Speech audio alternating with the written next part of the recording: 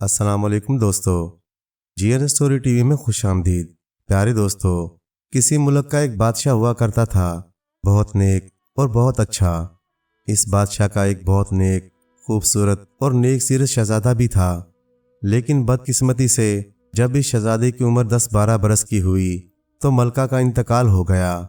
بادشاہ کو اپنی ملکہ سے بہت محبت تھی۔ سب درباری جانتے تھے کہ بادشاہ اپنے بیٹے سے تو محبت کرتا ہی تھا، مگر ملکہ سے بھی اسے بہت محبت تھی۔ اس محبت کی وجہ سے شروع میں بادشاہ نے دوسری شادی سے انکار کیا، لیکن جب اسے اس بات کا احساس ہوا کہ ماں کے انتقال کے بعد شہزادے کی دیکھ بھال کرنے والا کوئی نہ رہا، تو اس نے دوسری شادی کر لی۔ شہزادے کی سوتیلی ماں یعنی بادشاہ کی نئی ملکہ بادشاہ کے لیے بہت اچھی ثابت ہوئی، لیکن وہ شہزادے کے لیے اچھی ماں ثابت نہ ہو سکی۔ بادشاہ کو اپنے بیٹے کے ساتھ دوسری بیوی کی بدسلوکی کا علم نہ ہو سکا، کیونکہ شہزادہ بہت ہی نیک تھا اور وہ اپنے باپ کو کوئی دکھ نہیں دینا چاہتا تھا۔ اسے احساس تھا کہ محض اس کی وجہ سے اس کا والد دوسری شادی نہیں کرنا چاہتا تھا، اور دوسری شادی اگر کی بھی تو وہ بھی اسی کے آرام کی وجہ سے کی۔ بادشاہ کی موجودگی میں تو اس کی سوتیلی ماں اس پر وارے نیارے رہا کرتی تھی، لیکن جب بھی بادشاہ سرکاری دوروں پر ہوتا یا امور مملکت میں مصروف ہوتا تو اس کی سوتیلی ماں اس پر ہر طرح کے ظلم ڈھاتی، مناسب کھانا نہیں دیتی، اسے جلی کٹی باتیں کرتی، راتوں کو بار بار جگا کر اسے ستاتی رہتی۔ ان ساری زیادتیوں کے باوجود شہزادہ اتنا شریف اور نیک تھا کہ اپنے باپ سے کبھی کوئی شکایت نہ کرتا، اور نہ ہی اس کے سامنے ماں کے ساتھ ایسا رویہ رکھتا جس سے بادشاہ کو اس کی کسی تکلیف کا احساس ہو سکے۔ زندگی کے دن اسی طرح گزرتے رہے۔ اس کی سوتیلی ماں ملکہ دراصل اس سوچ میں رہتی تھی کہ بادشاہ کے بعد والی وارث اسی شہزادے کو ہونا ہے، اور اگر اس کے گھر کوئی اولاد ہو بھی گئی تو تب بھی اس شہزادی کی موجودگی میں اس کا اپنا بیٹا بادشاہ نہیں بن سکے گا۔ یہی حسد اور جلن اسے چین سے نہیں رہنے دیتی تھی، اسی لیے دن رات وہ شہزادے کو پریشان کرتی رہتی تھی اور سوچتی رہتی تھی کہ کسی نہ کسی طرح یا تو شہزادہ مر جائے یا پھر پاگل ہو جائے۔ ایک دن شہزادہ سوتیلی ماں کی بدسلوکی کی وجہ سے اتنا غمزدہ ہوا کہ روتے روتے سو گیا۔ جب بھی شہزادے کو کوئی دکھ تکلیف پہنچتی تو وہ اپنی مرحومہ ماں کو یاد کیا کرتا تھا۔ آج بھی وہ سونے سے پہلے اپنی ماں کو یاد کر کے رو رہا تھا اور روتے روتے اسی طرح سو گیا۔ ابھی اسے سوئے ہوئے زیادہ دیر نہیں ہوئی تھی کہ اس کے خوابوں میں اس کی ماں آ گئی۔ شہزادے نے بادشاہ سے کبھی اپنی سوتیلی ماں کی شکایت نہیں کی، لیکن جب اپنی ماں کو خواب میں دیکھا تو اپنے سارے دکھ درد اس کے سامنے کھول کر رکھ دیے۔ اس کی ماں ایک نیک سیرت عورت تھی۔ وہ خواب میں بھی اپنے بیٹے کو صبر کی تاکید کرتی رہی اور دوسری ماں سے گستاخی نہ کرنے کا وعدہ لیتی رہی۔ شہزادے نے خواب میں ہی ماں سے وعدہ کیا کہ وہ کبھی اپنی سوتیلی ماں کے ساتھ گستاخی نہیں کرے گا۔ ماں نے اپنے بیٹے کی پیشانی چومتے ہوئے کہا کہ دیکھو، کل تمہارے والد کے دربار میں گھوڑے بیچنے والا آئے گا۔ اس کے پاس بڑی اعلیٰ نسل کے گھوڑے ہوں گے اور اس کے پاس ایک سفید براق گھوڑے کا بچہ بھی ہوگا۔ تم اسے خریدنے کی ضد کرنا۔ ہو سکتا ہے تمہارا والد کوئی اور اعلیٰ نسل کا گھوڑا خریدنے کا اصرار کرے، لیکن تم اسی گھوڑے کے بچے کے لیے ضد کرنا۔ تمہارا والد تمہاری بات کو نہیں ٹالے گا۔ اتنا کہہ کر ماں رخصت ہوئی اور شہزادی کی آنکھ بھی کھل گئی۔ دوسرے دن وہ نہا دھو کر تیار ہوا اور بادشاہ کے دربار میں جا پہنچا۔ شہزادہ اسکول جایا کرتا تھا، لیکن جب بھی چھٹیاں ہوتی تھیں وہ دربار میں بھی جایا کرتا تھا۔ بادشاہ نے شہزادے کو آتے دیکھا تو بہت خوش ہوا اور اسے اپنے ساتھ ہی تخت پر بٹھا لیا۔ تھوڑی دیر گزری تھی کہ سنتری نے آ کر اطلاع دی کہ باہر کوئی گھوڑے بیچنے والا آیا ہے اور وہ صرف بادشاہ سے ملنا چاہتا ہے۔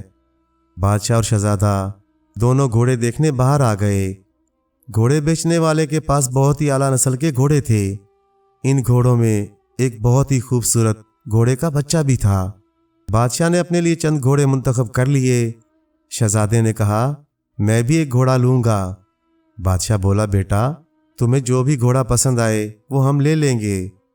شہزادے نے گھوڑے کے بچے کی جانب اشارہ کیا۔ بادشاہ یہ چاہتا تھا کہ شہزادہ کوئی اعلیٰ نسل کا گھوڑا منتخب کرے، لیکن شہزادے کی ضد کے سامنے بادشاہ کو ہار ماننا پڑی اور شہزادے کے لیے گھوڑے کا وہ بچہ خرید لیا گیا۔ جو شہزادے کی ماں نے اسے خواب میں بتایا تھا۔ شہزادے کے گھوڑے کے لیے ایک الگ استبل بنا دیا گیا اور اس میں گھوڑے کے بچے کو باندھ دیا گیا۔ شہزادہ اب زیادہ تر اپنا وقت اسی گھوڑے کے بچے کے ساتھ گزارنے لگا۔ وہ اس کی خدمت کرتا، اس کا ہر طرح سے خیال رکھتا۔ اسکول جانے سے پہلے اور اسکول سے واپسی پر پہلے وہ اپنے گھوڑے کے پاس آتا اور پھر اپنے کمرے میں جایا کرتا۔ اس کی سوتیلی ماں گھوڑے کے ساتھ اس کی دلچسپی سے سخت نالاں تھی، اس لیے کہ اسے شہزادے کی کوئی بھی خوشی گوارا نہیں تھی۔ شہزادے کو اسی طرح خوش ہوتے دیکھنا بھی اسے اچھا نہیں لگتا تھا، لیکن فی الحال اس کے پاس گھوڑے کے خلاف کوئی قدم اٹھانے کا جواز بھی نہیں تھا۔ سوتیلی ملکہ کے پاس ایک باندی تھی جو اسی کی طرح شیطانی سوچ رکھتی تھی۔ ایک دن اس نے باندی کو اعتماد میں لے کر شہزادے کو راستے سے ہٹانے کا پروگرام بنا لیا۔ ملکہ نے باندی سے کہا کہ کوئی ایسا طریقہ ڈھونڈو کہ شہزادے کا کام تمام ہو جائے اور کسی کو مجھ پر شک بھی نہ ہو۔ یہ سن کر باندی کے لبوں پر ایک شیطانی مسکراہٹ رقص کرنے لگی۔ اس نے ملکہ کو مشورہ دیا کہ کیوں نہ شہزادے کو زہر دے دیا جائے۔ آج کل گرمیوں کا زمانہ ہے، جب شہزادہ اسکول سے آتا ہے تو کھانا کھانے کے بعد ایک خاص قسم کا شربت ضرور مانگتا ہے۔ جب آپ اسے شربت دیتی ہیں تو وہ بہت شوق سے پیتا ہے۔ میرے پاس ایک ایسا زہر ہے جس کو پی کر پینے والا فوری نہیں مرا کرتا، بلکہ کئی مہینوں بیمار رہ کر دھیرے دھیرے مر جاتا ہے۔ اس طرح کسی کو زہر کا شبہ بھی نہیں ہوگا اور شہزادہ بھی چند مہینوں بعد مر جائے گا۔ یہ کہنے کے بعد اس نے اس بات کو راز رکھنے کا بھاری معاوضہ طلب کیا۔ ملکہ کو معاوضہ دینا تو بہت برا لگا، لیکن وہ شہزادے کو اپنے راستے سے ہٹانے کے لیے ایسا کرنے پر مجبور تھی۔ اگلے دن جب شہزادہ حسب معمول اسکول سے سیدھا اپنے گھوڑے کے بچے کے پاس پہنچا تو اسے آنسو بہاتے دیکھ کر بہت پریشان ہوا۔ شہزادے نے بے زبان گھوڑے سے رونے کا سبب معلوم کیا تو اسے انسانوں کی طرح بولتے دیکھ کر شہزادہ ڈر گیا اور حیران بھی ہوا۔ شہزادے کو پریشان دیکھ کر گھوڑے کے بچے نے کہا، شہزادے صاحب، آپ نہ تو ڈریں اور نہ ہی حیران ہوں، میں پری زاد ہوں اور آپ کے والدہ مرحومہ کی درخواست پر آپ کی حفاظت کے لیے مامور کیا گیا ہوں۔ شہزادے کو اپنی ماں کا خواب میں آ کر گھوڑے کا بچہ خریدنے کی ہدایت یاد آ گئی۔ یہ سن کر اس کا خوف ختم ہو گیا اور حیرانی بھی۔ شہزادہ گھوڑے سے بولا کہ تمہارے یاد دلانے پر مجھے اپنی والدہ کے خواب میں آ کر گھوڑے کا بچہ خریدنے کی بات بہت اچھی طرح یاد آ گئی ہے، لیکن یہ تو بتاؤ کہ آج تم رو کیوں رہے ہو؟ گھوڑے کے بچے نے شہزادے سے کہا، یہ جو تمہاری سوتیلی ماں ہے نا، آج اس نے تمہیں مارنے کا منصوبہ بنایا ہے۔ ملکہ نے اپنی ایک کنیز سے مل کر تمہارے شربت میں زہر ملا دیا ہے۔ بس تم ایسا کرنا کہ تمہاری سوتیلی ماں یا کنیز جتنی بھی ضد کرے، تم وہ شربت کسی بھی صورت میں نہ پینا۔ باقی جو بھی کھانے پینے کی چیزیں ہیں وہ چیزیں بلا خوف و خطر کھا پی سکتے ہو۔ بس اسی غم میں مجھے رونا آ رہا تھا کہ ماں ہوتے ہوئے بھی وہ آخر تم سے اتنی نفرت کیوں کرتی ہے۔ تمہارے والد بھی اس سے اتنی محبت کرتے ہیں کہ اگر تم ان کو یہ سارے حالات بتا بھی دو تو بادشاہ کبھی تمہاری بات کا یقین نہیں کرے گا۔ اس لیے تم فی الحال حالات اچھے ہونے کا انتظار کرو اور وقت کا انتظار کرو۔ شہزادہ ساری کہانی سن کر مطمئن ہو گیا اور حسب معمول اسکول بیگ اپنے کمرے میں رکھ کر اپنا لباس تبدیل کر کے جب کھانے کی میز پر پہنچا تو خلاف معمول اپنی سوتیلی ماں کو اپنے قریب پایا۔ اگر گھوڑے کے بچے پریزاد نے شہزادے کو ساری حقیقت نہ بتائی ہوتی تو وہ یقیناً حیران رہ جاتا۔ سوتیلی ماں نے بہت پیار سے اسے کھانا پیش کیا اور ساتھ ہی ساتھ محبت بھری باتیں بھی کیں۔ کھانے سے فارغ ہو کر شہزادے کا معمول تھا کہ وہ ایک خاص شربت ضرور پیتا تھا۔ اس کی سوتیلی ماں نے جب اسے وہ شربت پیش کیا تو اس نے وہ پینے سے انکار کر دیا اور دل نہ چاہنے کا بہانہ بنا کر اپنے کمرے کی جانب چل دیا۔ اس کی سوتیلی ماں نے کمرے میں آ کر بھی بہت اصرار کیا، لیکن شہزادہ راضی نہ ہوا۔ سوتیلی ملکہ اس بات پر حیران بھی تھی اور پریشان بھی۔ اس نے اپنی خاص باندی کو بلا کر سارا حال اس کے سامنے رکھا۔ باندی نے کہا کہ کل ایسا کریں گے کہ اس کے سالن میں زہر ملا دیں گے، پھر دیکھیں گے وہ کیسے بچے گا۔ باندی کی بات سن کر ملکہ کی آنکھیں چمکنے لگیں۔ اگلے دن جب شہزادہ اسکول سے واپس آیا تو حسب معمول وہ اپنے گھوڑے کے بچے کے پاس گیا۔ آج بھی اسے روتے ہوئے پایا تو رونے کا سبب دریافت کیا۔ گھوڑے کے بچے نے اسے بتایا کہ آج تیری سوتیلی ماں نے کھانے میں ہی زہر ملا دیا ہے، باقی کسی چیز میں زہر نہیں ہے۔ آج ایک نئی بات یہ بھی ہوئی ہے کہ ماں نے تیرے لیے شربت کے بجائے لسی کا انتظام کیا ہے۔ تم دسترخوان پر رکھی ہر چیز کھا سکتے ہو، لیکن سالن بھول کر بھی نہ چکھنا۔ ادھر گھوڑے کا بچہ اسے یہ باتیں بتا رہا تھا اور ادھر باندی دور کھڑی یہ تماشا دیکھ رہی تھی۔ دور سے وہ کوئی بات تو نہ سن سکی، لیکن شہزادے کو سر ہلاتے اور گھوڑے کے بچے سے خسر پسر کرتے دیکھ کر باندی بہت حیران ہوئی۔ ادھر شہزادہ اپنا لباس بدل کر کھانے کی میز پر جا پہنچا اور اپنی سوتیلی ماں کو اپنے قریب موجود پایا۔ اس نے 2 گھونٹ پانی پینے کے بعد روٹی کا نوالا توڑ کر منہ میں رکھا اور لسی کا گلاس منہ کو لگایا تو ماں نے بڑے پیار سے سالن کی پلیٹ اس کی جانب سرکاتے ہوئے کہا، دیکھو آج تو یہ سالن خود میں نے اپنے ہاتھوں سے تیار کیا ہے۔ تم کو معلوم ہے کہ ملکاؤں کا یہ کام نہیں ہوتا، لیکن آج مجھے خیال آیا کہ میں صرف ملکہ ہی نہیں تمہاری ماں بھی ہوں، تو کیوں نہ خود تمہارے لیے سالن بناؤں، بہت مزے کا ہے، ذرا کھا کر تو دیکھو۔ شہزادے نے لسی کے ساتھ نوالا نگلنے کے بعد ادب سے بولا، واہ ماں، کیا بات ہے آپ کے ہاتھ سے بنی اس لسی کی، زندگی میں پہلی بار اتنی ذائقے والی لسی پینے کو ملی ہے۔ آج گرمی بھی بہت ہے، اس لیے میں تو آج لسی سے ہی روٹی کھاؤں گا اور خوب ساری لسی بھی پیوں گا۔ اس کی سوتیلی ماں نے بہت چاہا کہ ایک نوالا وہ سالن کا ساتھ کھا لے، لیکن تمام تر کوشش کے باوجود وہ شہزادے کو اس بات پر راضی نہ کر سکی۔ شہزادہ روٹی کھانے کے بعد اپنے کمرے میں چلا گیا تو ملکہ نے پھر اپنی باندی کو بلا بھیجا اور شہزادے کے سالن نہ کھانے کا سارا ماجرا باندی کے سامنے رکھا۔ باندی نے بڑے رازدارانہ انداز میں ملکہ سے کہا کہ مجھے شک ہے کہ وہ جو گھوڑے کا بچہ ہے وہ کوئی عام گھوڑا نہیں، مجھے لگتا ہے کہ وہ انسانوں کی طرح باتیں کرتا ہے۔ میں دور ہونے کی وجہ سے ان کی باتیں تو نہ سن سکی، لیکن جس انداز میں گھوڑا شہزادے کے کان میں منہ لگا کر کچھ خسر پسر کر رہا تھا اور جس انداز میں شہزادہ سر ہلا رہا تھا، مجھے وہ بہت ہی پرسرار محسوس ہوا۔ مجھے تو ایسا ہی لگا جیسے وہ ایک دوسرے سے باتیں کر رہے ہوں۔ ملکہ یہ سن کر حیران رہ گئی۔ اس نے حیرت سے کہا، ایسا کیسے ہو سکتا ہے کہ گھوڑے بھی انسانوں کی طرح باتیں کریں؟ یہ سن کر باندی نے بھی کہا، لیکن آپ یہ سوچیں کہ جب ہم نے اس کے شربت میں زہر ملایا تو شہزادے نے شربت پینے سے انکار کر دیا، اور جب آج ہم نے اس کے سالن میں زہر ملایا تو آج اس نے سالن کا ایک نوالا تک نہیں چکھا۔ کیا یہ اس بات کا ثبوت نہیں ہے کہ کوئی ہے جو اس کو ایسا کرنے سے روک رہا ہے؟ یہاں پورے محل میں شہزادے کی کسی سے دوستی بھی نہیں اور نہ ہی وہ کسی کے پاس جاتا ہے، البتہ جب وہ اسکول سے آتا ہے تو اپنے گھوڑے کے بچے کے پاس پہلے جاتا ہے، پھر کہیں وہ کوئی اور کام کرتا ہے۔ ملکہ کو باندی کی باتیں اپنے دل میں اترتی ہوئی محسوس ہوئیں اور اس نے فیصلہ کر لیا کہ وہ اس گھوڑے کے بچے کو اپنے راستے سے ہٹا کر دم لے گی، پھر دیکھے گی کہ شہزادے کو اس کے خلاف ہونے والی کسی بھی سازش کا علم کیسے ہوتا ہے۔ اس نے اپنی باندی کی مدد سے اپنے خاص طبیب کو بلا بھیجا۔ جب طبیب آیا تو ملکہ نے اس کو بھاری معاوضے کا لالچ دے کر اپنے کام پر راضی کر لیا۔ منصوبے کے مطابق ایک دن وہ صبح ہی صبح زور زور سے تڑپنے اور چیخنے لگی۔ بادشاہ گھبرا کر اٹھ بیٹھا، ارے کیا ہوا کہہ کر چلاتا ہی رہ گیا، لیکن ملکہ کوئی جواب دینے کے بجائے مکاری کے ساتھ تڑپتی رہی۔ جب اس کا چیخنا چلانا اور تڑپنا بند نہ ہوا تو بادشاہ نے اپنے خاص طبیب کو بلوا بھیجا۔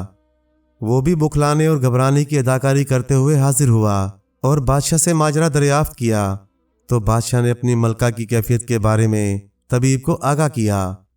طبیب نے معائنہ کرنے کی خواہش ظاہر کی تو فوراً اس کا اہتمام کر دیا گیا۔ جب طبیب کمرہ خاص میں داخل ہوا تو منصوبے کے مطابق ملکہ اسی طرح تڑپتی اور چلاتی پائی گئی۔ کئی کنیزوں کی مدد سے ملکہ کو قابو میں کرنے کے بعد طبیب نے اس کا معائنہ کیا۔ معائنے کے بعد اس نے گھبراتے ہوئے بادشاہ کو بتایا کہ آپ کی ملکہ صرف 8 گھنٹے کی مہمان ہیں، انہیں بچانا ہے تو فوری طور پر اسے ایک گھوڑے کے بچے کا دل بھون کر کھلایا جائے، ورنہ اس کے بچنے کا کوئی امکان نہیں۔ بادشاہ یہ سن کر بہت گھبرایا۔ فوری طور پر اس کے پاس گھوڑے کا ایک ہی بچہ تھا۔ وہ یہ بھی جانتا تھا کہ گھوڑے کے بغیر اس کا شہزادہ شاید ہی زندہ رہ سکے۔ بادشاہ نے ضروری سمجھا کہ وہ اپنے بچے کو راضی کرے، کسائی کا انتظام کروائے اور ملکہ کے لیے گھوڑے کے بچے کا دل بھون کر کھلائے۔ شہزادہ ویسے بھی صبح ہی صبح اٹھنے کا عادی تھا، لیکن محل میں مچی چیخو پکار کی وجہ سے وہ پہلے ہی بیدار ہو چکا تھا۔ اسے محل میں ہونے والی سازشوں کا علم پہلے ہی گھوڑے کے بچے سے ہو چکا تھا، کیونکہ وہ جانتا تھا کہ اس کا باپ اس کی سوتیلی ماں سے بہت زیادہ محبت کرتا ہے، اس لیے نہ تو اس کے بتانے سے وہ اس کی باتوں پر یقین کرے گا اور نہ اس کی مرحومہ ماں کی تربیت ایسی تھی کہ جس میں بڑوں کا احترام نہ کرنے کی ہدایت ہو۔ خواب میں بھی اس کی ماں نے یہی تلقین کی تھی کہ وہ وقت اور حالات کا انتظار کرے۔ گھوڑے کے بچے نے بھی اسے ساری صورتحال بتا دی تھی اور سمجھا دیا تھا کہ اسے کیا کرنا ہے، اسی لیے وہ ذہنی طور پر ہر بات کے لیے تیار تھا۔ بادشاہ اپنے شہزادے کے پاس آیا اور ملکہ کی بیماری اور گھوڑے کا دل بھون کر کھلانے کی بات کی۔ شہزادے نے تمام حقیقت معلوم ہونے کے باوجود اس بات کو ظاہر نہیں ہونے دیا کہ وہ سب جانتا ہے، بس اتنا کہا کہ جب آپ نے ارادہ کر ہی لیا ہے تو مجھے گھوڑے کے بچے کو ذبح کرنے سے پہلے اس پر بیٹھ کر 3 چکر لگانے کی اجازت ضرور دیجیے گا۔ بادشاہ کو اس بات کا یقین ہی نہیں تھا کہ شہزادہ اتنی جلدی راضی ہو جائے گا۔ گھوڑے کے بچے کی پیٹھ پر بیٹھ کر 3 چکر لگانے کی بات عام سی تھی، جس پر بادشاہ کو کیا اعتراض ہو سکتا تھا۔ بادشاہ نے خوشی خوشی شہزادے کو چکر لگانے کی اجازت دے دی۔ سورج نکلتے ہی کسائی بلا لیا گیا۔ محل کے وسیع و عریض صحن میں کسائی کو بٹھا کر گھوڑے کو بچے کو لایا گیا۔ صحن میں لا کر گھوڑے کے بچے پری زاد کو باندھ دیا گیا۔ اتنے میں شہزادہ بھی آ گیا۔ تن پر معمولی کپڑے تھے اور آنکھیں بتا رہی تھیں کہ وہ رات بھر جاگتا رہا اور روتا بھی رہا۔ بادشاہ اپنے بیٹے کی یہ حالت دیکھ کر بہت غمزدہ ہوا، لیکن اسے کیا معلوم تھا کہ شہزادہ حقیقت میں کیوں پریشان تھا۔ شہزادہ گھوڑے کے بچے کی پشت پر سوار ہوا، محل کے در و دیوار پر بہت گہری نظر ڈالی۔ بادشاہ کو یوں دیکھا جیسے الوداعی انداز میں کوئی دیکھا کرتا ہے، اور گھوڑے کو ہلکی سی ایڑ لگائی۔ گھوڑے نے آہستہ آہستہ چلنا شروع کیا۔ صحن کا 1 چکر لگایا، گھوڑے نے دوسرا چکر تھوڑی تیز رفتاری کے ساتھ لگایا۔ محل میں موجود سارے غلام، کنیزیں اور ملازمین یہ نظارہ دیکھ رہے تھے۔ تیسرے چکر میں گھوڑے کی رفتار بہت زیادہ تیز ہو گئی، اور جو ہی تیسرا چکر مکمل ہوا، پری زاد گھوڑا تیزی کے ساتھ فضاؤں میں بلند ہوا، اور سب نے دیکھا کہ اچانک اس کے بدن پر بڑے بڑے پر نمودار ہوئے، اور وہ کسی ہوائی جہاز کی طرح سب کو حیران پریشان چھوڑ کر آنکھوں سے اوجھل ہو گیا۔ پرستان کا پری زاد گھوڑا شہزادے کو اڑاتا ہوا اس کے اپنے ملک کی حدود سے نکال کر ایک دوسرے بادشاہ کی حدود میں لے آیا، اور اس کے دارالحکومت کے قریب ایک جنگل میں اترا۔ پری زاد گھوڑا اتنا تیز رفتار تھا کہ سینکڑوں میل کا یہ فاصلہ اس نے چند منٹوں میں طے کر لیا۔ پری زاد گھوڑے نے شہزادے کو زمین پر اتارا اور اس کی مرحومہ ماں کا پیغام سنایا کہ وہ ایک خاص مدت تک یہاں رہے گا، اسے اپنی روزی روٹی کا خود ہی انتظام کرنا ہے، خوب محنت کرنی ہے اور ہمت نہیں ہارنی، مایوس بھی نہیں ہونا۔ چند سال بعد حالات اچھے ہو جائیں گے اور وہ اپنے ہی ملک کا بادشاہ بھی بنا دیا جائے گا، لیکن ایسا کب اور کیسے ہوگا یہ تم سے آخری وقت تک پوشیدہ رکھا جائے گا۔ اس کے بعد پری زاد گھوڑے نے اسے اجازت چاہی، اور چلتے چلتے اس نے اپنی دم کا بال توڑ کر شہزادے کو دے دیا اور کہا کہ وہ جب بھی اسے رگڑے گا وہ اس کی مدد کو ضرور حاضر ہو جائے گا، لیکن اس بات کا خیال رکھنا کہ جس کام کے لیے اسے بلایا جائے وہ ایسا کام ہو جو وہ خود کسی بھی حال میں نہ کر سکتا ہو۔ یہ کہہ کر پری زاد گھوڑا شہزادے کو چھوڑ کر غائب ہو گیا۔ شہزادہ جانتا تھا کہ وہ بہت خوبصورت ہے اور کم عمر بھی، اس لیے وہ جب شہر میں داخل ہوگا تو لوگ خواہ مخواہ اس کی جانب متوجہ ہوں گے، اس لیے اس نے اپنے کپڑوں پر خوب دھول مٹی ڈالی اور ہاتھ منہ بھی خوب دھولم دھول کر لیے۔ شہر یہاں سے بہت دور نہیں تھا، وقت بھی دوپہر سے پہلے کا تھا، اس لیے اسے امید تھی کہ کوئی نہ کوئی کام دھندا مل جائے گا اور ہو سکتا ہے کوئی رہنے کا ٹھکانہ بھی مل جائے۔ چنانچہ جب وہ شہر میں داخل ہوا تو اس نے بازار میں ایک بہت بڑی سی دکان دیکھی جس پر شاہی کلیگر لکھا ہوا تھا۔ وہ اپنے ज़माने کے कलीगरों के ठाट बाट से अच्छी तरह वाकिफ़ था, क्योंकि वो खुद भी बादशाह का बेटा था। उसे मालूम था कि शहर में कलीगरों की बड़ी आमदनी होती है।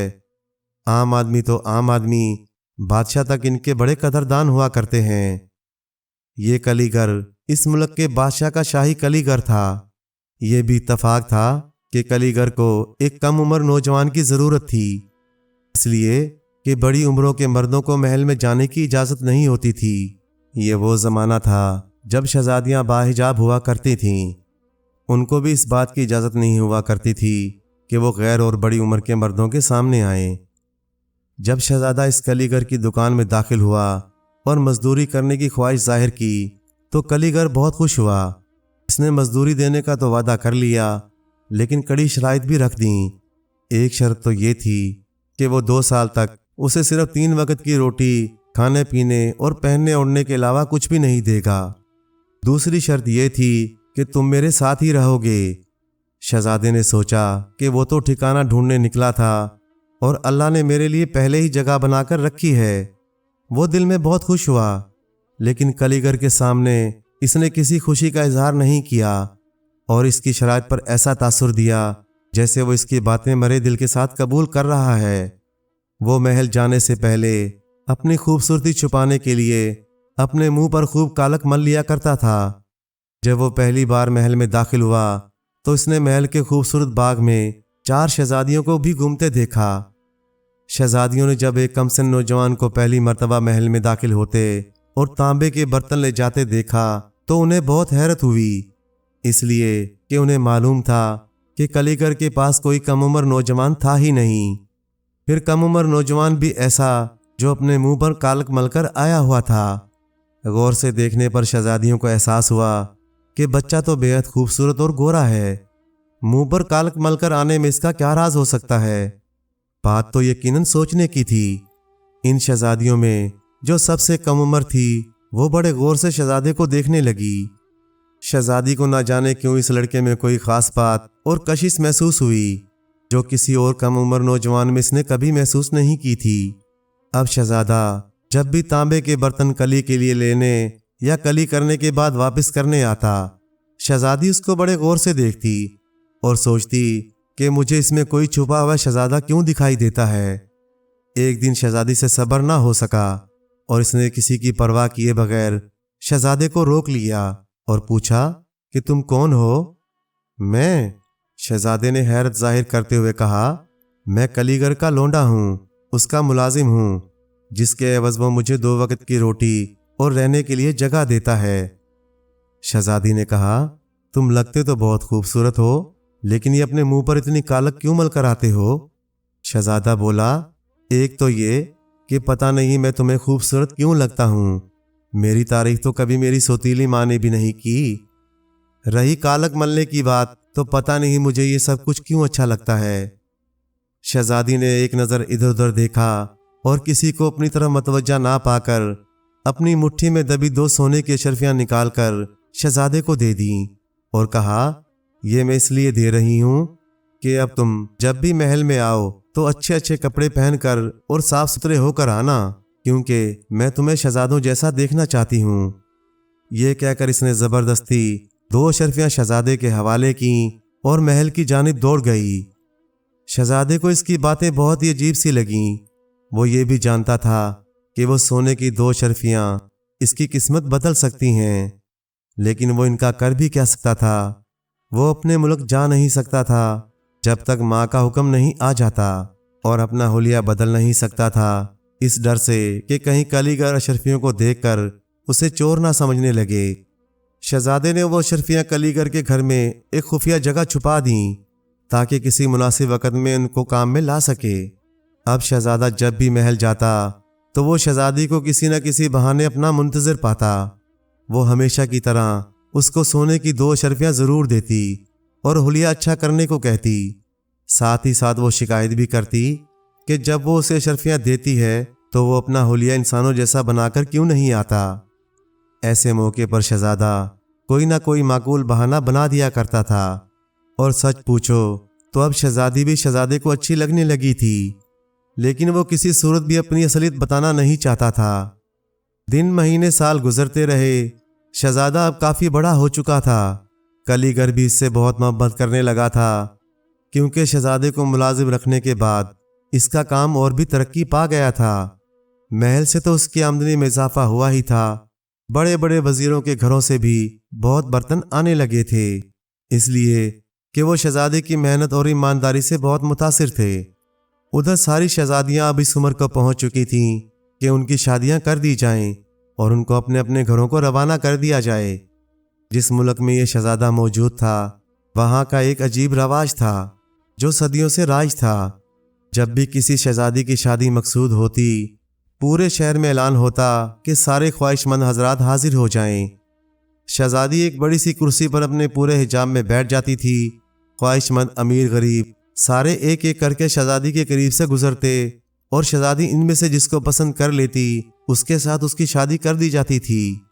सबसे बड़ी शहजादी ने अपने लिए एक बहुत बड़े रईसजादे के लड़के को चुना। कुछ ही अरसे के बाद उसकी शादी बहुत धूमधाम के साथ रईसजादे के बेटे के साथ हो गई। इसी तरह बाकी दो बड़ियों की शादियां वजीरों और सफ़ीरों के बेटों के साथ अंजाम पाईं। इस सारे अरसे में 2 साल और गुजर गए। अब सबसे छोटी की बारी थी। इसके उम्मीदवारों में खुद कलीगर भी था। ये कलीगर उम्र में काफ़ी बड़ा था, लेकिन अल्लाह ताला ने इसको ऐसी खूबसूरत शक्ल दी थी कि वो जवान ही लगता था। बादशाह का कलीगर था, इसलिए खूब दौलत वाला था, हसीन भी बहुत था और कई मर्तबा वो छोटी शहजादी को देख भी चुका था। इसके दिल में भी उसको पाने की आरजू थी, इसलिए इसने बड़ी शहजादियों के लिए खुद को पेश नहीं किया था। उधर शहजादे के दिल में भी शहजादी जगह बना बैठी थी, इसलिए इसने सोचा कि क्यों ना वो भी मुकद्दर आजमाए। इसने वही हुलिया बनाया जिसमें वो महल में जाया करता था, बल्कि आज तो कुछ ज़्यादा ही कालक मुंह पर मल्ली थी। कलीगर उससे काफ़ी आगे था और ये कतार में काफ़ी पीछे। कतार चलती रही। कलीगर भी शहजादी के करीब से गुजरा। शहजादी ने कलीगर को पहचान तो लिया, मगर अपनी किसी पसंदीदगी का इजहार नहीं किया। आहिस्ता आहिस्ता करके सब अमीर, वजीर और सफ़ीरजादे गुजरते रहे, लेकिन शहजादी की निगाहें ना जाने किसको तलाश कर रही थीं। इतने में उसकी नज़र कतार में दूर खड़े कलीगर के लौंडे पर पड़ी। इसका हुलिया देखकर उसे बुरा तो बहुत लगा, लेकिन जो ही वो इसके करीब से गुजरा, शहजादी ने उसका हाथ पकड़ लिया। शहजादी की इस हरकत पर बादशाह परेशान और मजमा हैरान हो गया। बादशाह ने बेसाख्ता ऐलान किया कि शायद उसकी बेटी से कोई गलती हो गई है, लिहाजा कल सारे लोग दोबारा हाजिर हों। शहजादी बेचारी नहीं नहीं करती रह गई, लेकिन बादशाह के हुक्म को कैसे टाला जा सकता था।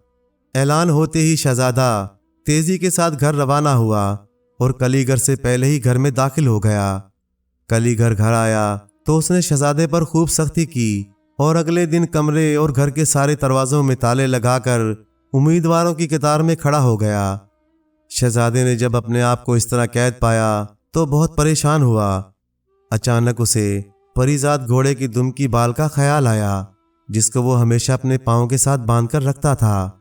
इसने फौरन वो बाल पाँव से खोला और दीवार से रगड़ा तो परीजाद घोड़ा पलक झपकते ही हाजिर हो गया। क्या हुक्म है? उसने सवाल किया। शहजादा बोला, तुम सारे ताले खोल दो और जब मैं वापस आऊं तो ताले इसी तरह बंद कर देना। ताले खोल दिए गए। शहजादे ने एक मर्तबा फिर वही हुलिया बदला और उम्मीदवारों की कतार में सबसे पीछे खड़ा हो गया। जो भी इसको देखता पागलों की तरह कहके लगाता। कतार आगे बढ़ती गई, यहाँ तक कि सारे उम्मीदवार शहजादी के करीब से गुजर गए, लेकिन शहजादी को तो आज भी कलीगर के लौंडे की तलाश थी, जिसको वो काफ़ी देर पहले देख चुकी थी। बादशाह और मलका भी हैरान थे कि आखिर शहजादी को कोई भी अभी तक क्यों पसंद नहीं आया।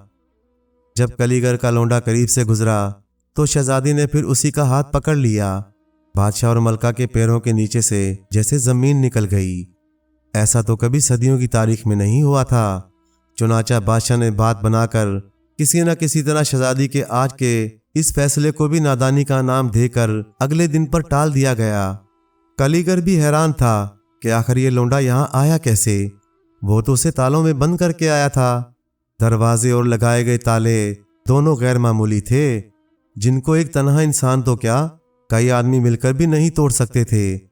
अगर इसने दोनों चीज़ें तोड़ दी होंगी तो ये एक बहुत बड़ा नुकसान होगा। लिहाजा इसने फैसला कर लिया कि वो इस नुकसान की कीमत शहजादे से हर सूरत में वसूल करेगा और साथ ही साथ उसे सज़ा भी देगा। जब कलीगर अपने महल नुमा घर पहुंचा तो ये देखकर हैरान रह गया कि सारे घर के दरवाजे ना सिर्फ सही सलामत थे बल्कि ताले भी इसी तरह लगे हुए थे। इसने घबरा कर अपनी जेबों की तलाशी ली तो तालों की चाबियां भी इसी की अपनी जेब में मौजूद थीं। ताले खोलकर जब वो घर के इस कमरे में दाखिल हुआ जिसमें शहजादे को बंद करके गया था तो वो ये देखकर शदीद हैरान हुआ कि शहजादा तो उसी कमरे में मौजूद था। वो ये सब देखकर ये बात भी भूल गया कि इसने शहजादे को सजा देने का सोचा था। वो सोचने लगा या तो जिसको शहजादी बार बार पकड़ रही है और इसके साथ शादी को तैयार है वो कोई और है या फिर ये शहजादा ही कोई जादूगर है, इसलिए मुनासिब यही होगा कि शहजादे को कुछ ना कहा जाए। वो खौफजदा होकर शहजादे को कुछ कहे बगैर ही कमरे से लौट गया। तीसरे दिन इसने शहजादे को बहुत मोटी मोटी जंजीरों से जकड़ दिया और इनके सरों पर बड़े बड़े ताले लगा दिए। कमरे का दरवाज़ा भी बंद कर दिया और बाहर के सदर दरवाजे में जंजीरें चढ़ा दीं और खुद जाकर उम्मीदवारों की कतार में खड़ा हो गया। अचानक उसकी नज़र कतार के आखिरी सिरे पर खड़े अपने लौंडे पर पड़ी जिसने हस्बे मामूल अपने मुंह पर कालक मली हुई थी। ये देखकर तो उसे चक्कर आने लगे कि आखिर वो यहाँ तक कैसे पहुंचा। उसे क्या मालूम था कि उसके घर से रवाना होते ही शहजादे ने घोड़े के बाल को रगड़ा था जिसकी वजह से परीजाद घोड़ा हाजिर हो गया था और जिसने सारे ताले और जंजीरें खोल दी थीं। जो ही कलीगर शहजादी के करीब से गुजरा और शहजादी ने इसकी जानिब कोई तवज्जो ना दी तो वो हस्बे मामूल नतीजे का ऐलान सुने बगैर ही अपने घर की जानिब लौट गया। जब घर पहुंचा तो देखा कि सदर दरवाजे को उसी तरह जंजीरों में बंद पाया। सहन में भी ताला लगा हुआ था, लेकिन जब वो कमरे में दाखिल हुआ तो सारी जंजीरें और ताले खुले हुए थे और इसका लौंडा वहां मौजूद नहीं था। अचानक उसकी नज़र एक कागज़ पर पड़ी जिस पर बड़े अदब के साथ तहरीर था कि मैं आज जा रहा हूँ, अगर शहजादी मुझे पसंद कर लेगी तो न जाने मैं जिंदा भी बचूंगा या नहीं, क्योंकि बादशाह मुझे सख्त नापसंद करता है, जबकि शहजादी मुझे एक मुद्दत से पसंद करती चली आ रही है और हर रोज़ वो मुझे सोने की 2 शर्फियाँ भी महज इसलिए दिया करती थी कि मैं अपना हुलिया ठीक करके महल में आया करूं। लेकिन मैं अपनी हैसियत खूब पहचानता था और आपका वफादार रहना चाहता था। अब तक अशरफियों की सूरत में कई किलो सोना जमा हो चुका है जो मैंने नक्शे के मुताबिक जगह पर छुपाया हुआ है। चंद मिनट बाद ये सारी तहरीर और नक्श मिट जाएगा, इसलिए आप इसके मिट जाने से कबल ही वो जगह तलाश कर लें। मेरी जानिब से इजाज़त है कि इसे आप जिस तरह चाहें इस्तेमाल करें। दूसरी जानिब जो ही शहजादा शहजादी के पास से गुजरा, शहजादी ने फिर उसी का हाथ थाम लिया। बादशाह और मलका ने सारे मौजूद अफराद से जाने को कहा। शहजादी और कलीगर के लौंडे को तन्हाई में ले जाकर शहजादी से कहा, क्या तुम जानती हो कि ये कौन है? ये कलीगर का लौंडा है। क्या तुम अपने होशो हवास में इसे अपना शौहर बनाना चाहती हो? शहजादी ने इस बात में सर हिला दिया तो बादशाह ने कहा कि फिर याद रखो, मैं ना तो तुमको और ना ही इस हकीर कलीगर के लौंडे को अपने महल में रहने दूंगा। मैं अपनी सारी जायदाद से भी तुमको आग करता हूँ। निकाह के बाद मेरे सिपाही तुम दोनों को जंगल में छोड़ाएंगे। मुझे इस बात की कोई परवाह नहीं तुम जिंदा रहो या कोई दरिंदा तुम दोनों को खा जाए। क्या इस शर्त पर भी तुम इस कलीगर के लौंडे से शादी करना पसंद करोगी? शहजादी का जवाब अब भी वही था जिस पर मलका और बादशाह को ही नहीं बल्कि पूरे शाही खानदान को हैरत हुई कि आखिर शहजादी को इस कलीगर के लौंडे में कौन से सुर्खाब के पर नजर आ रहे हैं। निकाह के बाद शाही हुक्म के तहत दोनों को अगली सुबह घने जंगल में, जहां हर किस्म के खौफनाक दरिंदे और मोजी जानवर पाए जाते थे, वहां छोड़ दिया। जंगल की पुष्ट पर एक बुलंद पहाड़ था। शहजादा जो रात ही को महल के एक वीरान हिस्से में अपने परिजात घोड़े को तलब करके अपनी मौजूदा सूरत हाल के बारे में आगाह कर चुका था, इसने आकर उसे इत्मीनान दिला दिया था कि जो भी आपके साथ हो रहा है या होने वाला है वो सब आपकी वालदा मरहुमा की मंशा के मुताबिक है। आपको अब भी अपनी हकीकत सबसे छुपा कर रखनी है, यहाँ तक कि अपनी होने वाली बीवी के सामने भी हकीकत नहीं खोलनी। मायूस नहीं होना। जंगल का कोई मोजी दरिंदा आप दोनों को नुकसान नहीं पहुँचा सकता। बल्कि ये सब आपके मुहाफिज होंगे। जो ही बादशाह के मुहाफिज आपको छोड़कर जाएंगे, आप दोनों पहाड़ की जानिब चले आइएगा। वहाँ एक आम सा गार होगा, वहाँ रिहाइश इख्तियार कर लेना। वहाँ ऐसा सुकून मिलेगा जो शहजादी ने कभी महसूस नहीं किया होगा। आपका फ़िलहाल यही काम होगा कि जंगल से लकड़ियाँ काट कर शहर में फ़रोख्त करें और हुलिया पहले जैसा ही रखें। अलबत्ता शहजादी के सामने बेशक साफ सुथरे बनकर रह सकते हैं। बादशाह के सिपाही दोनों को जंगल में छोड़कर वापस चले गए तो शहजादी का मारे खौफ के बुरा हाल हो गया। लेकिन वो ये देखकर बहुत हैरान हुई कि कलीगर का लौंडा शहजादा बहुत खुश नजर आ रहा था। चाल में ऐसा मर्दानापन इसने आज तक किसी में ना देखा था। उसे पहली मर्तबा लगा जैसे वो कोई शहजादा हो। ये देखकर उसका खौफ जैसे जाता रहा। शहजादी ने कहा, अब क्या होगा? हम कहाँ सर छुपाएंगे? शहजादा बोला कि जब तक जिंदगी की सांसें मुकद्दर में हैं, इन्हें कोई नहीं छीन सकता। तुम मत घबराओ, कोई ना कोई ऐसी जगह ज़रूर मिल जाएगी जहाँ हम रह सकें। कलीगर के लोंडे की बातें सुनकर उसे काफ़ी तसल्ली हुई। शहजादा पहाड़ की जानिब बढ़ता रहा।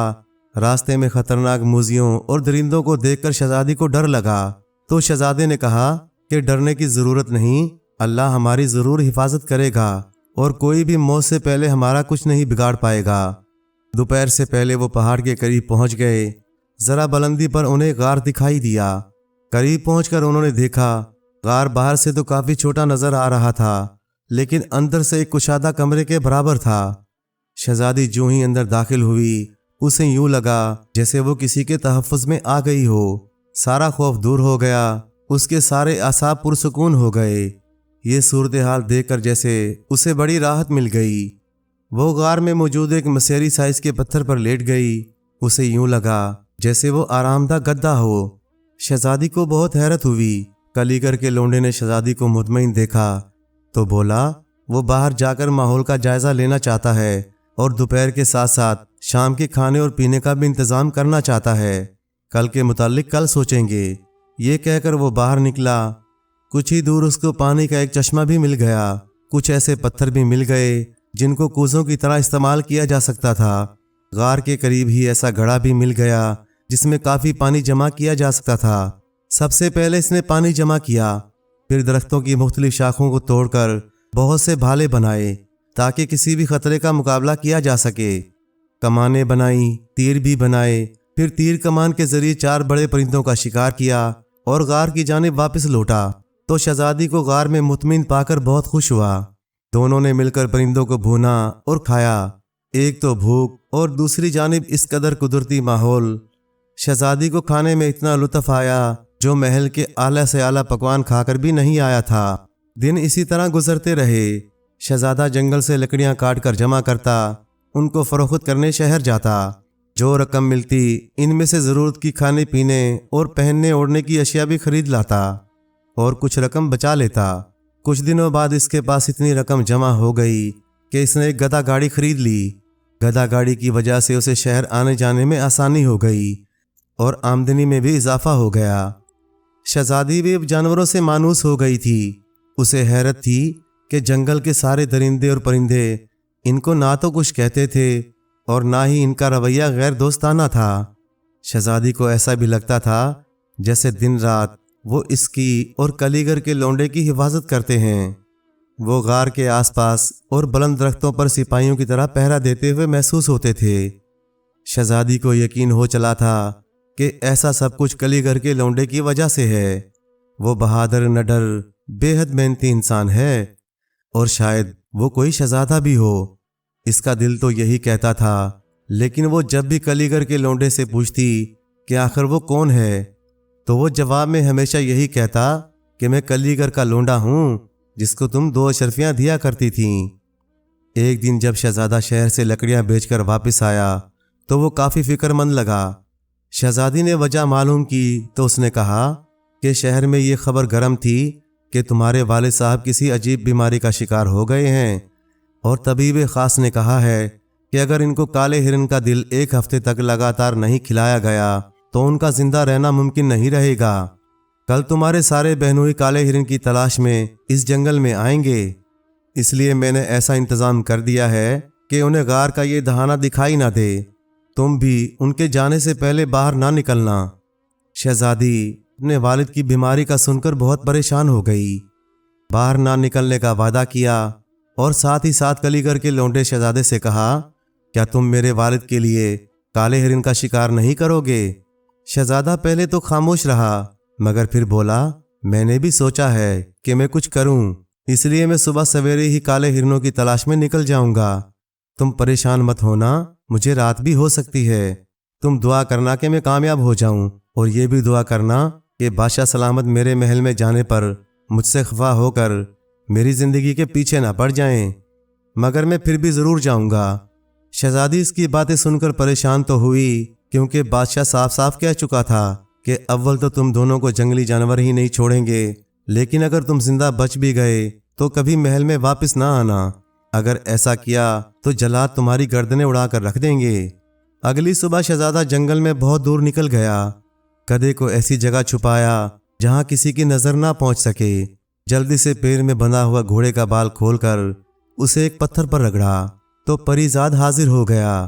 شہزادے نے کہا، فوری طور پر ایک بہت ہی بڑا خیمہ لگایا جائے اور اس جنگل میں جتنے بھی کالے ہرن ہیں وہ اس خیمے میں لا کر جمع کر دیے جائیں، کوئی ایک ہرن بھی آس پاس جنگل میں نہیں رہنا چاہیے۔ خیمے کے ارد گرد پہرے دار ہوں اور ساتھ ہی ساتھ ایک بڑا سا تخت بچھا کر اس پر عام سی دری سجا دی جائے۔ شہزادے کا یہ کہنا تھا کہ آنن فانن سارے کام ہو گئے۔ یہ تمام کام کر کے پریزاد گھوڑے نے اجازت چاہی۔ تینوں شہزادیوں کے شوہر اپنے اپنے شاہی سپاہیوں کے ساتھ کالے ہرن کی تلاش میں نکل کھڑے ہوئے۔ دوپہر تک جنگل کا ایک ایک کونا چھان مارا، لیکن جنگل میں کوئی کالا ہرن موجود ہوتا تو انہیں ملتا۔ سخت مایوسی اور شرمندگی کے عالم میں وہ جنگل کے اس آخری حصے میں آن پہنچے، جہاں دور سے انہیں ایک بہت بڑا خیمہ لگا نظر آیا۔ قریب پہنچے تو انہوں نے دیکھا کہ سینکڑوں کالے ہرن اس خیمے میں موجود ہیں اور ایک پروکار شخصیت ایک بڑے سے لکڑی کے تخت پر بیٹھی ہوئی ہے۔ انہوں نے اندر داخل ہونا چاہا تو محافظوں کے دستوں نے انہیں روک لیا اور کہا، صرف 3 آدمی اندر جا سکتے ہیں۔ چنانچہ تینوں شہزادیوں کے شوہر اندر داخل ہوئے اور پوچھا کہ آپ کون ہیں؟ شہزادے نے کہا، آپ سب اپنا مدعا بیان کریں، اس بات سے آپ کو کوئی مطلب نہیں ہونا چاہیے کہ ہم کون ہیں۔ شہزادے نے پہلے ہی اپنا حلیہ بدلا ہوا تھا، اس لیے وہ اسے نہ پہچان سکے۔ اس کے لب و لہجے سے وہ اور بھی مرغوب ہو گئے اور سوچنے لگے، کوئی بہت بڑی شخصیت ہی ہوگی، ورنہ سینکڑوں کالے ہرن کون اس طرح جمع کر سکتا ہے؟ ان سب نے ایک زبان ہو کر کہا، اس ملک کے بادشاہ کو ایسی بیماری لگ گئی ہے جو صرف کالے ہرن کا دل کھا کر ہی دور ہو سکتی ہے۔ آپ مہربانی فرما کر ہم تینوں کو ایک ایک ہرن دے دیں۔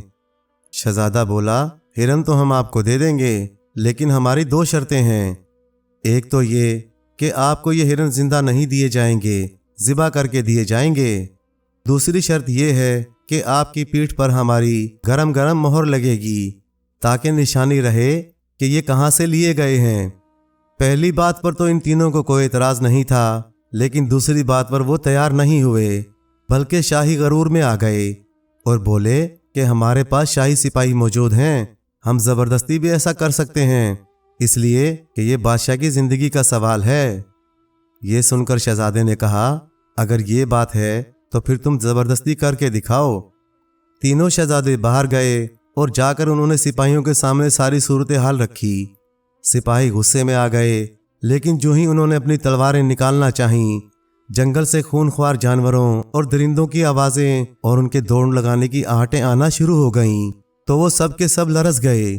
وہ سب سمجھ گئے کہ تخت پر بیٹھا ہوا جو بھی شخص ہے کوئی خاص قدرت اور طاقت کا مالک، اس لیے وہ اس کی شرائط ماننے کے لیے تیار ہو گئے۔ شہزادے نے کہا، اب ہرن تو ضرور مل جائیں گے، لیکن پہلے مہریں صرف تم تینوں کو ہی لگتیں، اب تمہارے سارے محافظوں کو بھی لگیں گی تو ہرن دیے جائیں گے۔ ان کے پاس شہزادے کی بات ماننے کے علاوہ کوئی دوسرا راستہ ہی نہیں تھا۔ چنانچہ ان سب کو مہریں لگا دینے کے بعد ذبح کیے ہوئے ہرن ان کے حوالے کر دیے گئے، اور وہ سب جو ہی نگاہوں سے اوجھل ہوئے، شہزادے نے پریزاد گھوڑے کا بال رگڑا۔ گھوڑے کے حاضر ہونے پر حکم دیا کہ یہ سب خیمے اور ہرن واپس اپنی اپنی جگہ پہنچا دیے جائیں، سوائے 4 ہرنوں کے۔ ان کو میری گدا گاڑی میں رکھ دیا جائے۔ آن کی آن میں سارا میدان صاف ہو گیا۔ شہزادے نے اپنا وہی حلیہ بنا لیا जो कलीगर के लौंडे का हुआ करता था, गधा गाड़ी पर बैठा और जिंदा 4 हिरणों को लेकर बादशाह के महल की जानिब चल पड़ा। गुजरगाह इस गार के करीब थी जहां शहजादी छुपी थी। गार के दहाने को छुपाने के लिए बनाई गई आरजी बाड़ की ओट से शहजादी ने अपने बहनोइयों को ज़िबाशुदा काले हिरन ले जाते हुए देख लिया था। उसकी निगाहें कलीगर के लौंडे को बड़ी शिद्दत से ढूंढ रही थीं। इतने में उसे दूर से गधा गाड़ी आती हुई नजर आई। वो ये देखकर हैरान रह गई कि गाड़ी में 4 काले और निहायत तंदुरुस्त हिरन बंधे हुए थे। शहजादा जानता था कि शहजादी बाढ़ की आड़ से उसे लाजमन देख रही होगी, इसलिए वो हाथ लहराता हुआ गुजर गया। सूरज गुरूब होने से पहले वो महल तक अमानत पहुंचाकर वापस आना चाहता था, इसलिए उसने रुकना मुनासिब न समझा। वो शहर की जिन जिन गलियों और सड़कों से गुजर रहा था, सब लोग हैरत कर रहे थे कि जो सिपाहियों के साथ गए थे वो तो एक एक हिरन ही साथ ला सके, और वो भी ज़िबाशुदा, जबकि कलीगर का लौंडा जिसको बादशाह ने मारने के लिए जंगल में छोड़ दिया था वो जिंदा भी है और 4 हिरन लेकर बादशाह के महल जा रहा है। और कमाल ये है कि चारों के चारों हिरन जिंदा हैं। जब शहजादा बादशाह के महल के दरवाजे के करीब पहुंचा तो उसे ना सिर्फ रोक लिया गया बल्कि पहरेदार बादशाह के हुक्म के मुताबिक उसे मारने का इरादा कर ही रहे थे कि मुहाफिजों की नज़र 4 जिंदा काले हिरनों पर पड़ गई। सबने हैरत जाहिर करते हुए अपने हाथ रोक लिए और जाकर बादशाह को सारी सूरत हाल बताई और कहा कि कलीगर का लौंडा 4 जिंदा काले हिरन भी साथ लाया है। ये सुनते ही बादशाह आपे से बाहर हो गया और कहा, इससे हिरन ले लो और ये कह दो कि वो जितनी जल्दी हो सके जंगल में लौट जाए, वरना इसकी गर्दन उड़ा दी जाएगी। शहजादा पैगाम सुनकर चुपचाप वापस जंगल की जानिब लौट गया। शहजादी जो सुबह से इसके इंतजार में थी वो झट इसके लिए खाना और पानी लेकर आई और पूछा कि मेरे अब्बा जान बादशाह खुश हुए कि नहीं। शहजादे ने एक लंबी सांस खींचकर सारी सूरत हाल सामने रख दी और कहा, शुक्र करो मैं जिंदा सलामत वापस आ गया। शहजादी को ये सुनकर बहुत अफसोस हुआ। जिंदगी हस्बे मामूल गुजरती रही। शहजादी को महल से निकाल दिए जाने का गम जरूर था, लेकिन वो हैरान थी कि जिस सुकून के साथ वो यहाँ जंगल में जिंदगी गुजार रही थी और जिस सुकून के साथ उसे भरपूर नींद आ रही थी, वो आराम, सुकून और इत्मीनान महल में कभी मैसर क्यों ना आया। उसे अब ये भी यकीन आने लगा था कि जिसको वो कोई शहजादा समझती थी वो वाकई कलीगर का लौंडा ही है, लेकिन इसमें ज़रूर कोई ऐसी बात है जिसकी वजह से इसकी ज़िंदगी बहुत ही हसीन हो गई है। अब तो वो ये भी सोचती थी कि अगर वो दोबारा महल में बुलाई गई तो शायद वो वहाँ एक दिन बिना रह सके। ये हसीन कुदरती माहौल, ये चरिंद परिंद, यहाँ तक कि यहाँ के मोज़ी और दरिंदे तक सब के सब उसे अपने दोस्त ही लगने लगे थे। लेकिन ऐसा क्यों था, इस पर वो बहुत हैरान थी और उसे लगता था कि ऐसा सब कुछ कलीगर के लौंडे की वजह से ही है। अगर ये इंसानों का शहजादा नहीं भी है तब भी ये फितरत का शहजादा बल्कि बादशाह है। एक दिन शहजादे ने शहर से आकर खबर दी कि तुम्हारे मुल्क पर दुश्मन मुल्क का बादशाह हमला आवर होने वाला है। उसके पास सफा कातलों का एक बहुत बड़ा लश्कर है और उसने तहिया कर लिया है कि वो तुम्हारे बादशाह की सल्तनत पर ज़रूर कब्जा कर लेगा। बादशाह तो परेशान ही है, सारे मुल्क के अवाम भी बहुत फिक्रमंद हैं, इसलिए कि वो दुश्मन मुल्क के बादशाह के जुल्म सितम से बाखबर हैं। सब ही अंदर से बहुत डरे हुए हैं कि आखिर इनका क्या बनेगा। शहजादी ये सुनकर बहुत उदास और परेशान हो गई। कहने लगी, तुम कुछ करो। कलीगर के लौंडे ने कहा, मैं आखिर तन्हा क्या कर सकता हूँ। डरता हूँ कि अगर बादशाह ने मुझे देख लिया तो कहीं वो मुझे कत्ल ही ना करा दे। वैसे भी वो बहुत परेशान है, लिहाजा जो कुछ मैं कर सका मैं वो ज़रूर करूँगा। तुम अल्लाह से दुआ करो, अल्लाह बेहतर करे, वही अच्छे बुरे का मालिक है। अगली सुबह शहजादे ने शहजादी से कहा कि वो महाज पर जा रहा है और उससे जो बन पड़ेगा वो करेगा। वो उसकी मुंतज़िर रहे और अल्लाह के हुजूर दुआ गो रहे कि अल्लाह इस मुल्क वालों को इस कड़े वक़्त में अपनी पनाह में रखे। शहजादा घने जंगल में दाखिल हुआ। परीजाद घोड़े का बाल ज़मीन पर रगड़ा तो परीजाद घोड़ा हाजिर हो गया। शहजादे ने कहा, इसके लिए खूबसूरत लेकिन जंगी लिबास मुहैया किया जाए और एक हवा में परवास करने वाला तेज़ रफ्तार घोड़ा हाजिर किया जाए और एक बाल से भी बारीक तेज़ तलवार का इंतज़ाम भी किया जाए। पलक झपकते ही सारी चीज़ें हाजिर हो गईं। शहजादे ने जंगी लिबास ज़ेब तन किया, तलवार हाथ में पकड़ी और घोड़े पर सवार होकर जो ही घोड़े को एड़ लगाई, घोड़ा हवाओं में उड़ता हुआ महाज की जानिब रवाना हो गया। उधर जंग का मैदान सज चुका था और जालिम बादशाह की फौजें हरकत में आ चुकी थीं। इस मुल्क के बादशाह की फौजों के पांव उखड़ चुके थे। तीनों शहजादियों के शोहर अपने अपने दस्तों के साथ राह फरार इख्तियार कर चुके थे। बादशाह अपने चंद वफादारों के साथ भागती हुई फौज को हौसला देने की कोशिश कर रहा था, लेकिन उसे नाकामी हो रही थी। उसे अपनी शिकस्त साफ नजर आ रही थी कि इतने में उसे एक और ही मंजर दिखाई देने लगा। ऐसा लगा जैसे आसमान में बिजली कूद रही हो। एक तेज रफ्तार घोड़ा फिजाओं में लपकता चला आ रहा था।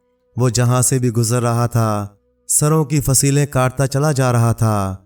लाशें जमीन पर गिरकर तड़प रहे थे और शहसवार था कि पलट पलट कर उन पर हमला कर रहा था। जालिम बादशाह की फौजों ने जब यह मंजर देखा तो उसकी फौजों के पांव उखड़ गए।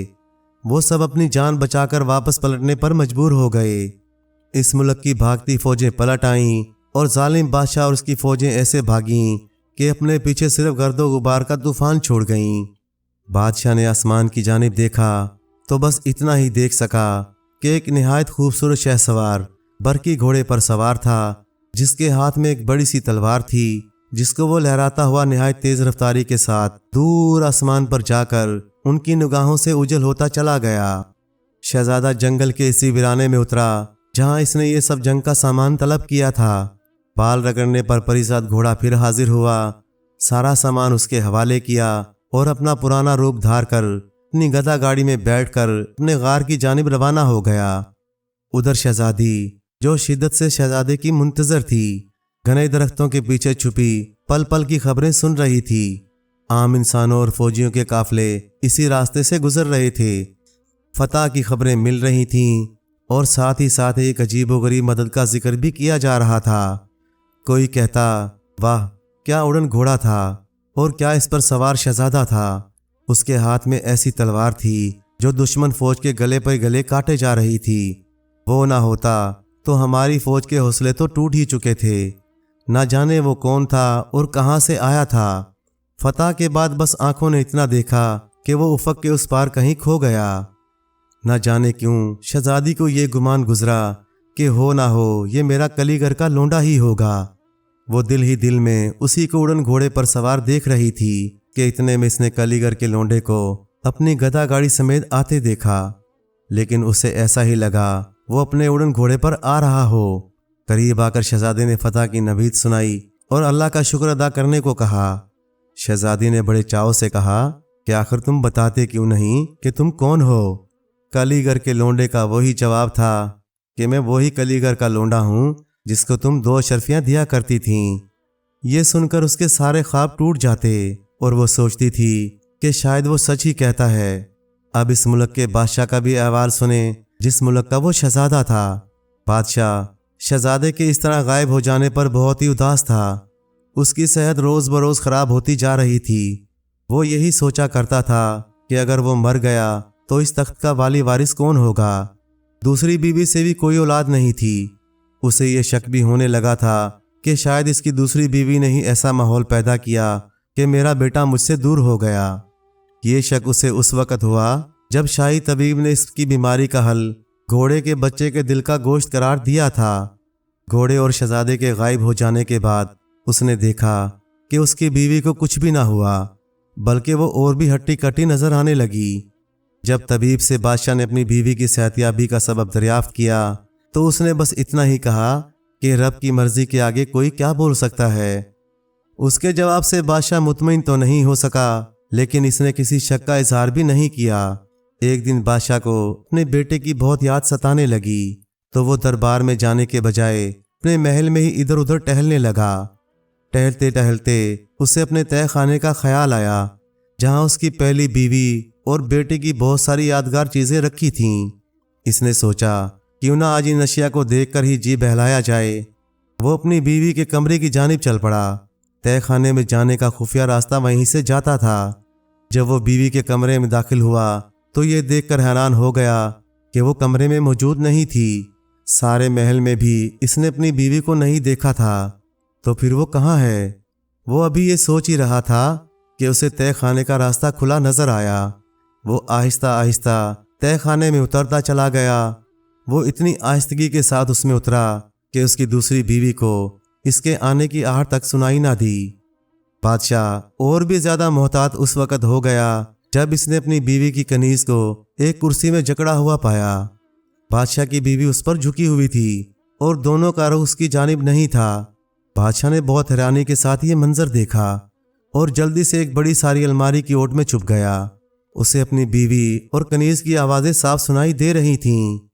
ملکہ عالیہ، آخر میرا کیا قصور ہے جو آپ مجھے ہلاک کرنے کے ارادے سے تہہ خانے میں اتری ہیں؟ قتل کا ارادہ؟ یہ سن کر بادشاہ کے کان کھڑے ہو گئے۔ اس نے احتیاط سے جھانکا تو اسے ملکہ کے ہاتھ میں کھلا ہوا خنجر نظر آیا۔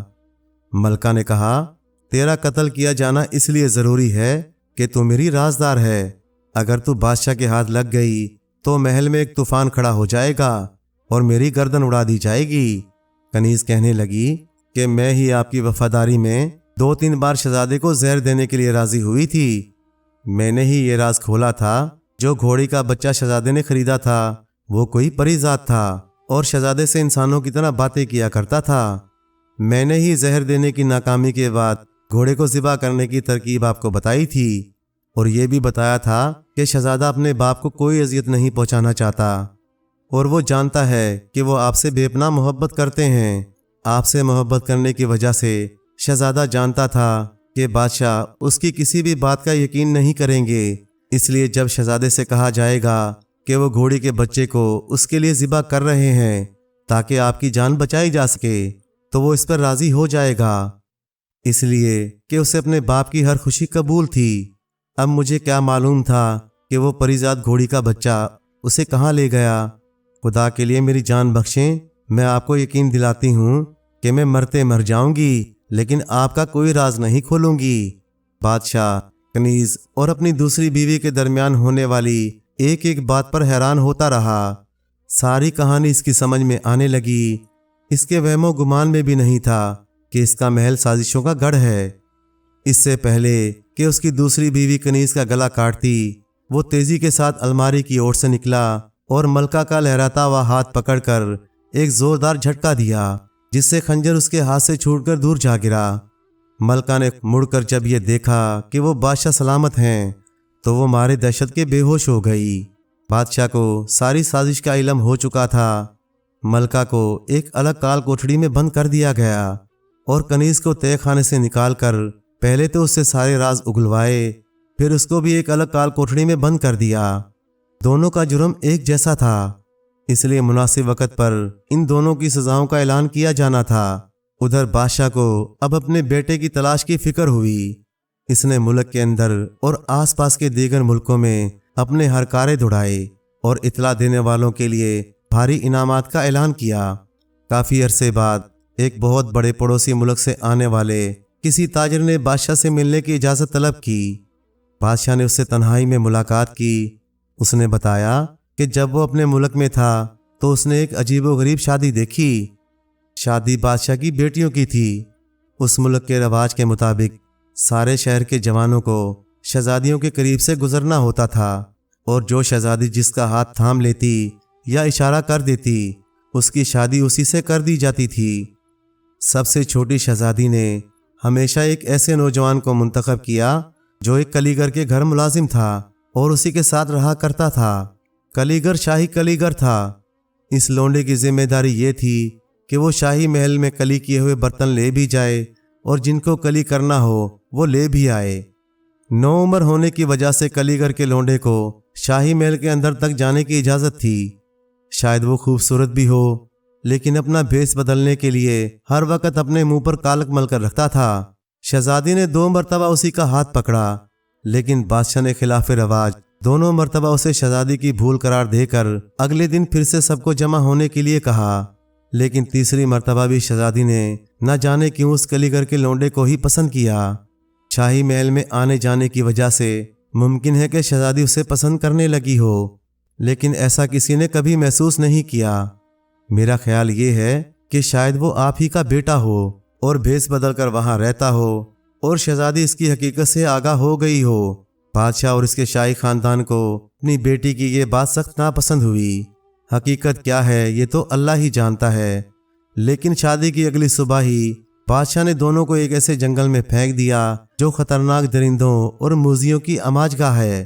اس کے بعد کیا ہوا کسی کو کوئی علم نہیں۔ میں تو آپ کے ملک میں تجارت کی غرض سے آیا ہوں، مجھے اس بات کا کوئی علم ہی نہیں تھا کہ آپ کا شہزادہ کہیں غائب ہے۔ اگر اس بات کا علم ہوتا تو میں اپنے شک کا اظہار آپ سے ضرور کرتا۔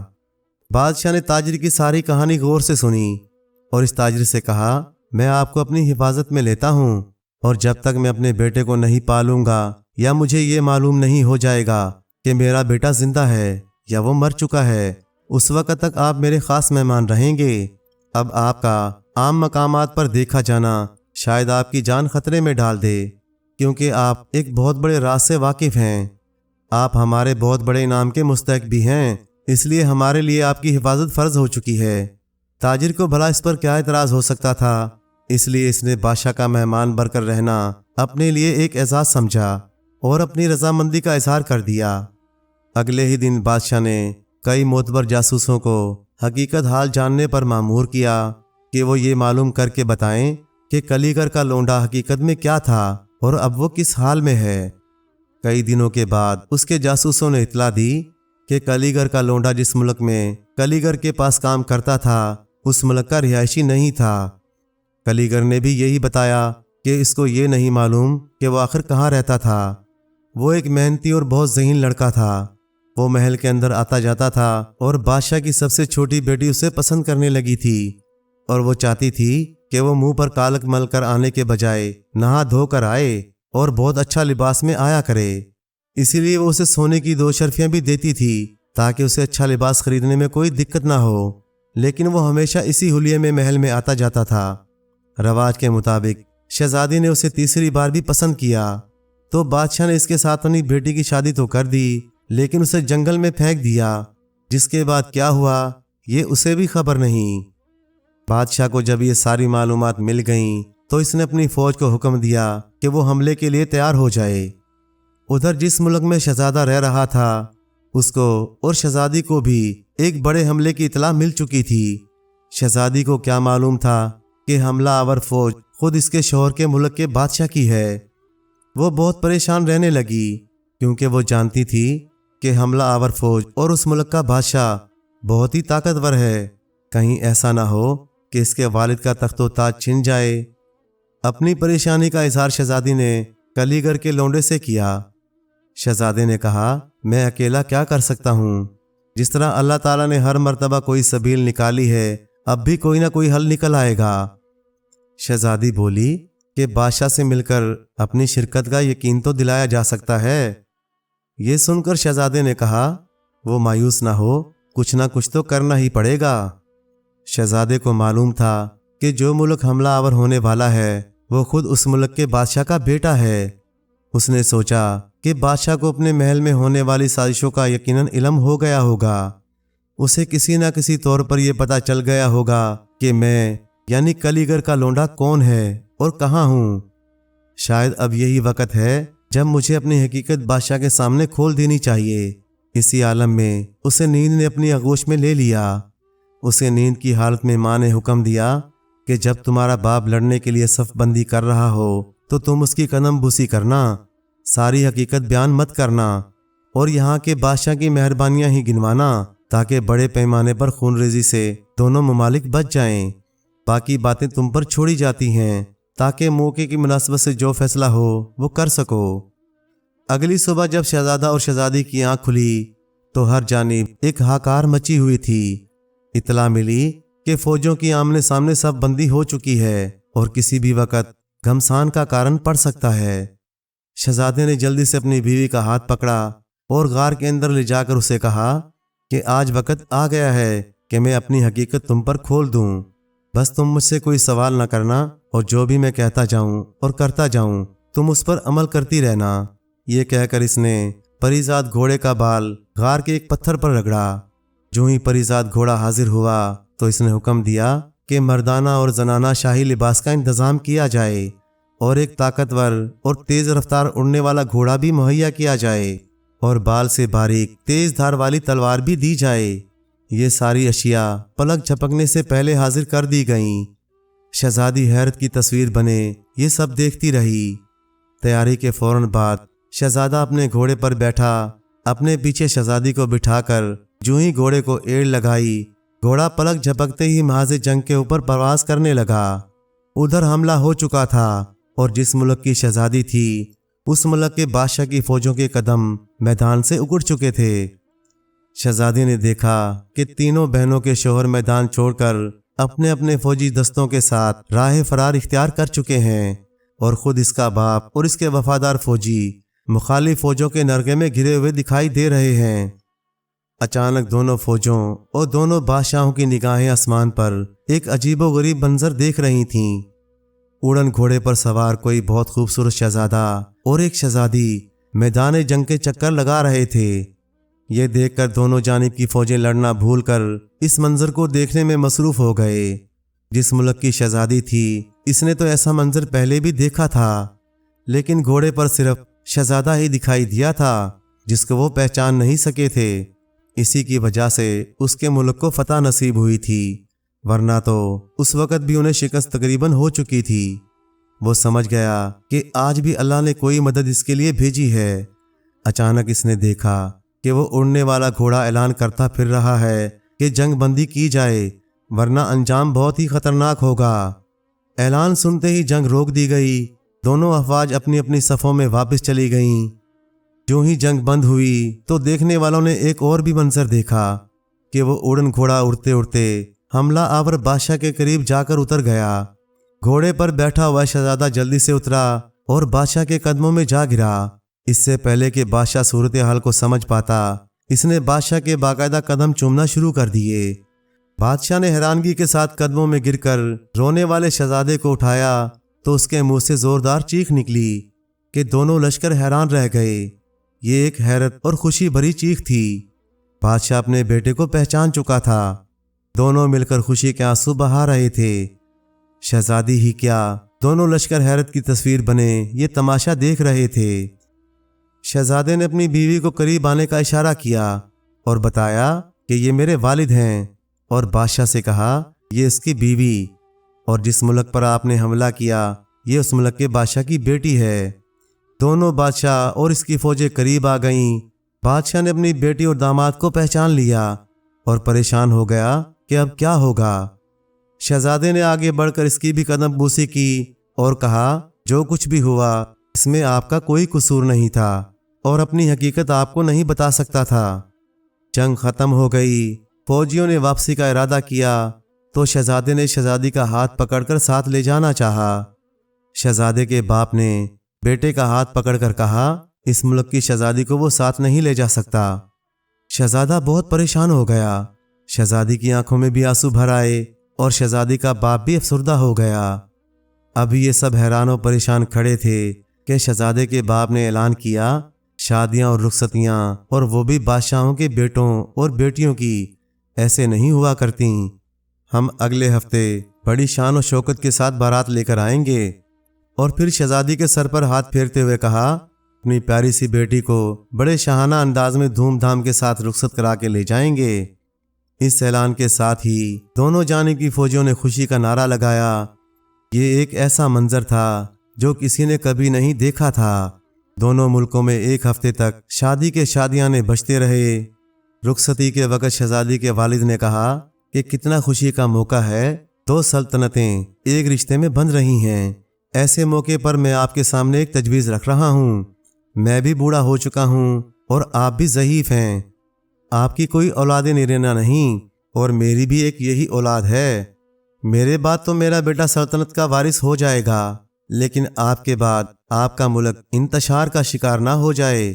کیوں نہ ایسا کیا جائے کہ ہم دونوں ہی اپنی زندگی میں دونوں ملکوں کو ضم کر کے اپنے سامنے شہزادے کو دونوں ملکوں کا بادشاہ بنا دیں۔ بادشاہ کی تجویز سن کر ایسا لگا کہ اس ملک کا بادشاہ شاید ایسا ہی سوچ رہا تھا۔ بس پھر کیا تھا، اسی وقت اعلان ہوا اور شہزادے کی تاج پوشی بھی عمل میں آ گئی۔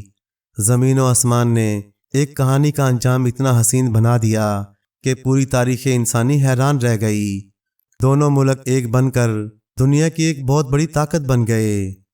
پیارے دوستو، کہانی اچھی لگے تو لائک کریں، چینل کو سبسکرائب کر دیں اور مزید اسی طرح کی قصے کہانیاں دیکھنے کے لیے دیکھتے رہیں GN اسٹوری TV۔ شکریہ۔